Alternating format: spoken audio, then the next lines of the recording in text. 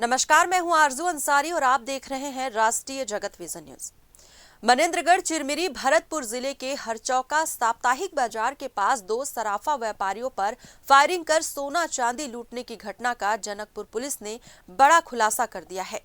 5 जून 2025 को हुई इस वारदात से पूरे क्षेत्र में दहशत फैल गई थी। मनेंद्रगढ़ निवासी दो सराफा व्यापारी ब्रह्मा सोनी और अनिल सोनी जब अपने दोपहिया वाहन से घर लौट रहे थे, तभी जंगल नुमा इलाके में दो मोटरसाइकिलों में सवार 4 बदमाशों ने उन्हें रोक लिया। बदमाशों ने पहले गाली गलौज की और विरोध करने पर उन पर गोली चला दी, जिससे दोनों गंभीर रूप से घायल हो गए। लुटेरे लाखों रुपए के सोने चांदी के जेवर और नकदी लूटकर फरार हो गए। घटना की सूचना मिलते ही जनकपुर पुलिस मौके पर पहुंची।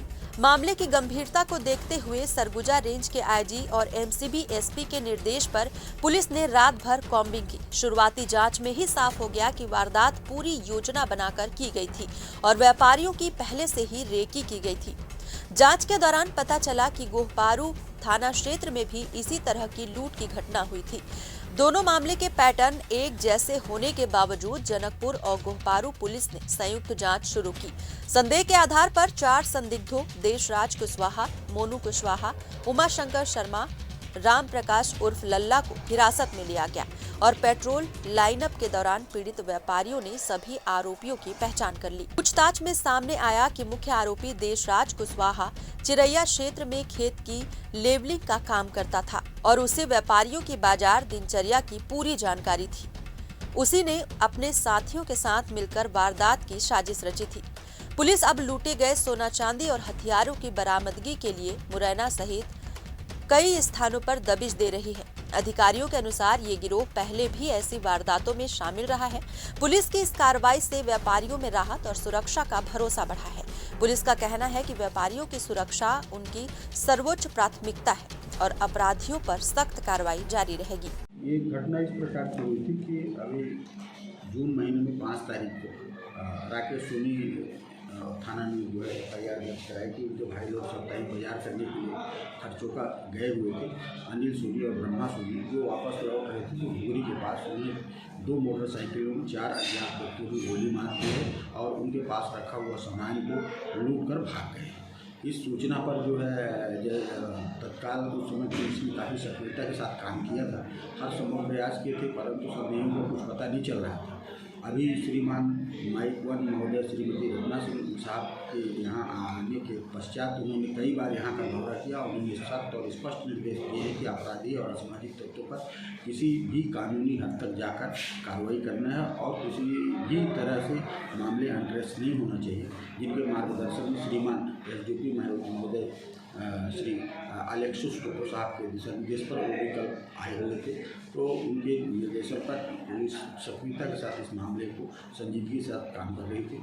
अभी जो है इसी तरह की वारदात वो सरहदी थाना गोपारू क्षेत्र में भी हुआ था, जहाँ से पुलिस ने इस तरह से हमारा कंबाइंड ऑपरेशन टाइप का था, परंतु उनको पहले सफलता मिल गई। उन लोगों ने कुछ संदेहियों को जो है गिरफ्तार किया था। बाद में पूछताछ पे उन्होंने हमारे यहाँ के मामले को कबूल नहीं किया था, जिसके कारण उन्होंने अपने मामले में न्यायिक रिमांड लिया था। परंतु हमको पूरा संदेह था कि चूँकि इसी तरह की वारदात सेम घटना इसी तरह का फार्म